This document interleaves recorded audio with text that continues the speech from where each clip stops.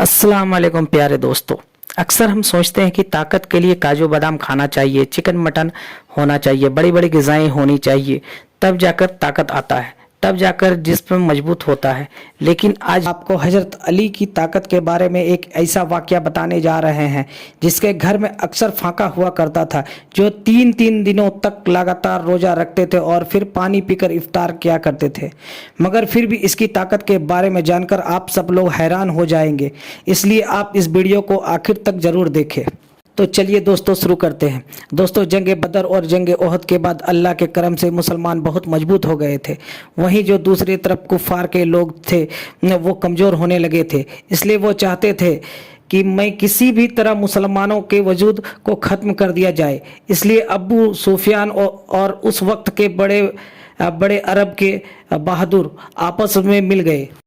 फिर जनवरी 627 ईस्वी में तमाम कुफ़ार ने मिलकर मदीने की तरफ बढ़ना शुरू किया। इस बात का इल्म जब अल्लाह के रसूल को हुआ तो अपने तमाम सहाबा को बुलाया और फरमाने लगे, एक तरफ अरब के सारे मुशरिक और कुफ़ार हैं, वही दूसरे तरफ इतने से मुस्लिम।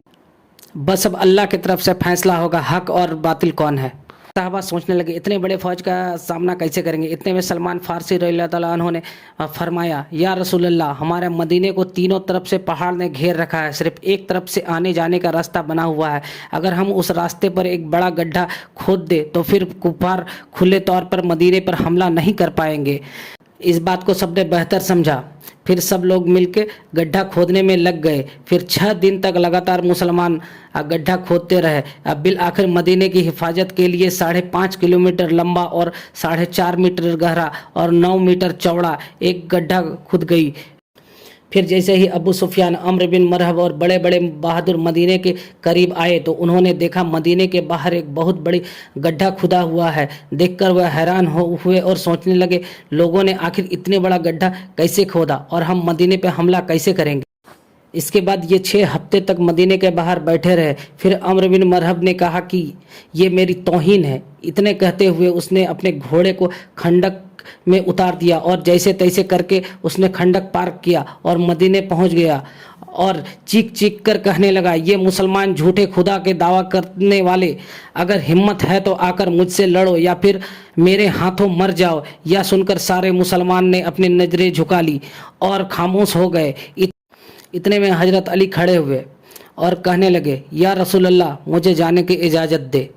तो अल्लाह के रसूल ने कहा, तुम बैठ जाओ, तुम्हें पता भी है मरहब कौन है? तुम इसके टक्कर के नहीं हो, अभी तुम्हारी उम्र भी कम है। उस वक्त हजरत अली की उम्र महज 25 साल थी। फिर मरहब चिल्लाकर कहने लगा, मुसलमानों किधर हो? तुम्हारी जन्नत जिसका तुम दावा कहते हो शहीद होंगे तो जन्नत में जाएंगे। यहाँ पर कोई नहीं जो तुम्हारे जन्नत का शौकीन हो। मुसलमानों में बड़े बड़े बहादुर और पहलवान भी बैठे हुए थे, जिसमें उम्र तलहा जैसे बहादुर भी थे, मगर सब के सब खामोश हो गए। इतने में हजरत अली फिर उठे और कहने लगे, अल्लाह के रसूल, मुझे जाने की इजाज़त दीजिए, इस जालिम का मुंह बंद करूँगा। तो अल्लाह के रसूल ने फरमाया, तुम बैठो। फिर अल्लाह के रसूल ने फरमाया, कौन है जो इसका मुंह बंद कर आएगा?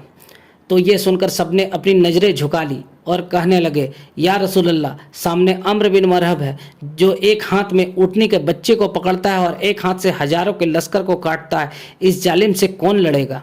फिर हजरत अली ने तीसरी मरतबा अपना हाथ उठाया और कहने लगे, अब मेरे आका, आप मुझे इजाज़त दे, मैं इस काफिर का मुँह बंद कर आऊँगा। तो तीसरी मरतबा रसूल खुदा ताला सल्लल्लाहु अलैहि वसल्लम ने हजरत अली को जाने की इजाज़त मिलते ही हजरत अली एक हाथ में ढाल और एक हाथ में तलवार लेके पलक झपकते ही अम्र बिन मरहब के सामने पहुंच गए। अम्र बिन मरहब का पूरा जिस्म लोहे से ढका हुआ था, यानी कि उसके कपड़े पूरे लोहे से बने हुए होते थे, यहाँ तक कि उसके टोपी भी लोहे की होती थी।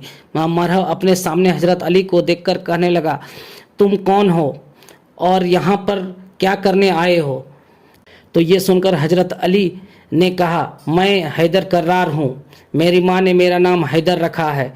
दोस्तों, हैदर कहा जाता है एक माहिर शेर को और कर्रार कहा जाता है पलट पलट कर हमला करने वाले को।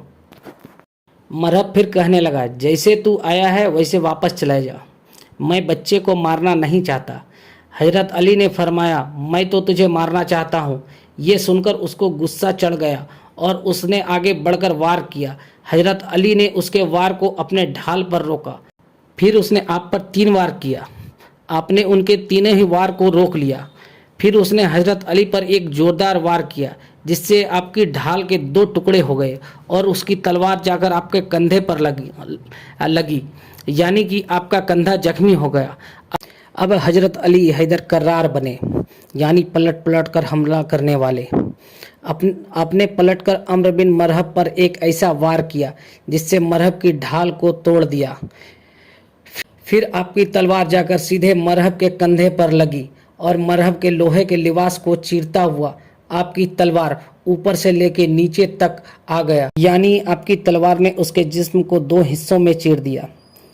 پھر اس کی لاش پر اپنا پاؤں رکھ کر کہنے لگے، تو کیا مجھ سے مقابلہ کرے گا؟ تو بت کی پرستش کرنے والا ہے اور میں ایک واحد رب کو ماننے والا ہوں۔